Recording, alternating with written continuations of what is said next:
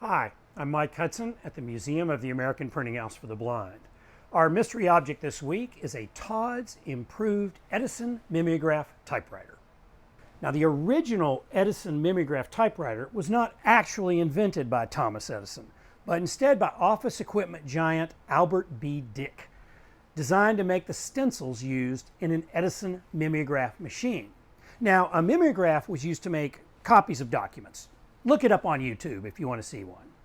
The improved version was adapted by W.G. Todd, former superintendent of the Kansas Institution for the Education of the Blind, in 1896.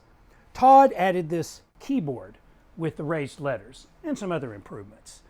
Now, this thing is a bear to use. The operator first had to press down one of the keys, then rotate this disc on the base until the raised arrow would engage with the key. Then you have to press this lever. It says for printing all the way down.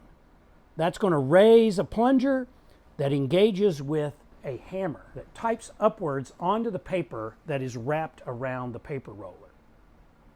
I guess we shouldn't be too surprised that neither the A.B. Dick version or this Todd version sold very well.